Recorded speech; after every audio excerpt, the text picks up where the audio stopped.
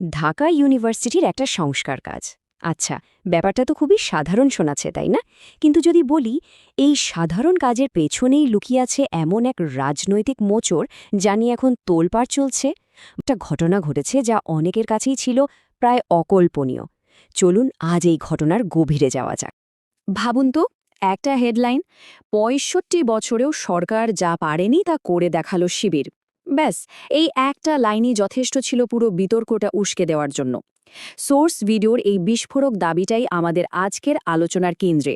একটা সাধারণ সংস্কার কাজ নিয়ে কেন এমন শিরোনাম হলো, এর মধ্যেই কিন্তু লুকিয়ে আছে আসল গল্পটা। তো এই পুরো রহস্যটা আমরা কিভাবে বুঝব? চলুন কয়েকটা ধাপে এগোনো যাক। প্রথমে দেখব সেই অবাক করা দাবিটা আসলে কি। তারপর একটু পেছনে ফিরে যাব সে ৬৫ বছরের ইতিহাসে। এরপর আমরা দেখব প্রকল্পের ভেতরে ঠিক কি কাজ হয়েছে, এর পেছনের রাজনীতিটা কি, আর সব শেষে এই ঘটনাটা আমাদের সামনে কোন বড় প্রশ্নটা তুলে ধরে। তাহলে আসল দাবিটা কি? মানে ঠিক কি নিয়ে এত কথা হচ্ছে? রিপোর্টটা বলছে ঢাকা ইউনিভার্সিটির মতো একটা জায়গায় কোনো সরকারি উদ্যোগ ছাড়াই শিবির নামের একটা ছাত্র সংগঠন নাকি একটা বড়সড় সংস্কারের কাজ শেষ করে ফেলেছে।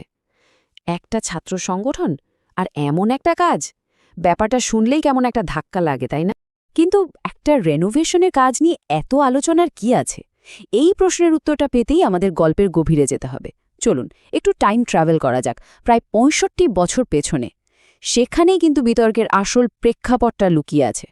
৬৫ বছর ভাবা যায়, মানে প্রায় ৬ দশকেরও বেশি সময়।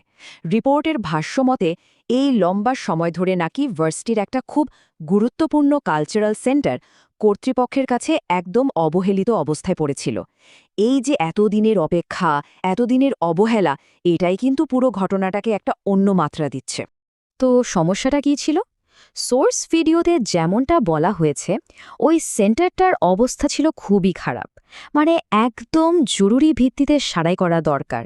কিন্তু বছরের পর বছর কেটে যাচ্ছিল, সমাধানের কোনো নামগন্ধও ছিল না। তো এত লম্বা অপেক্ষার পর শেষমেশ সমাধান তো এলো, কিন্তু এমন একটা জায়গা থেকে যা কেউ হয়তো ভাবেইনি। চলুন তো দেখি এই রেনোভেশন প্রজেক্টের আওতায় ঠিক কি করা হয়েছে। আর দেখুন, সোর্স ভিডিওতে কিন্তু বেশ কনক্রিট করেই বলা আছে কাজগুলোর কথা। যেমন ধরুন, বিল্ডিংয়ের ড্যাম্প প্রুফিং করা হয়েছে, নতুন সাউন্ড কার্পেট বসানো হয়েছে, লাইটিং সিস্টেম পুরো আপগ্রেড করা হয়েছে, এমনকি ওয়াশরুমগুলো মডার্ন করা হয়েছে। মানে বেশ বড়সড় কাজই বলতে হবে। কিন্তু আসল প্রশ্ন তো হলো, এই কাজটা করল কারা? আর এখানেই গল্পটা একটা রাজনৈতিক দিকে মোড় নেয়।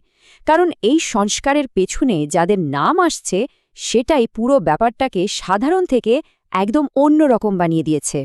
কাজটা করেছে শিবির।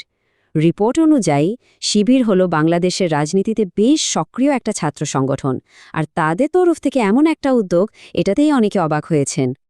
আর এখানেই কিন্তু মূল দ্বন্দ্বটা তৈরি হচ্ছে। মানে রিপোর্টের ভাষ্যটা যদি আমরা দেখি, তাহলে ছবিটা কি দাঁড়ায়? একদিকে আছে কর্তৃপক্ষের কথিত ৬৫ বছরের নিষ্ক্রিয়তা, আর অন্যদিকে আছে একটা ছাত্র সংগঠনের সরাসরি মাঠে নেমে কাজ শেষ করে ফেলা। এই যে দুই মেরুর চিত্র, এটাই বিতর্কের আসল কারণ। আচ্ছা, পুরো ঘটনাটা তো আমরা জানলাম, কিন্তু এর আসল মানেটা কি? এই যে একটা রেনোভেশন হলো, এর আড়ালে কি আরও বড় কোনো প্রশ্ন লুকিয়ে আছে? চলুন সেটাই একটু বোঝার চেষ্টা করি। সোর্স রিপোর্ট যা বলছে তাতে এই একটা কাজ ক্যাম্পাসের ভেতরে বাইরে রীতিমতো আলোচনার জন্ম দিয়েছে। ব্যাপারটা এখন আর শুধু একটা বিল্ডিং সারাইয়ের মধ্যে সীমাবদ্ধ নেই, এটা অনেকটা প্রাতিষ্ঠানিক ব্যর্থতা বনাম একটা সংগঠনের অ্যাক্টিভিজমের বিতর্কে পরিণত হয়েছে। তো এ পুরো ঘটনাটা শেষে একটা খুব মৌলিক প্রশ্ন কিন্তু আমাদের সামনে এসে দাঁড়ায়। যখন কোনো সরকারি বা প্রাতিষ্ঠানিক দায়িত্ব যা করার কথা ছিল কর্তৃপক্ষের, সেটা কোনো বেসরকারি দল বা গোষ্ঠী পালন করতে শুরু করে, তখন এটা আমাদের পুরো সিস্টেমটা নিয়ে আসলে কি বলে? এই গভীর প্রশ্নটাই সবার ভাবনার জন্য রইল।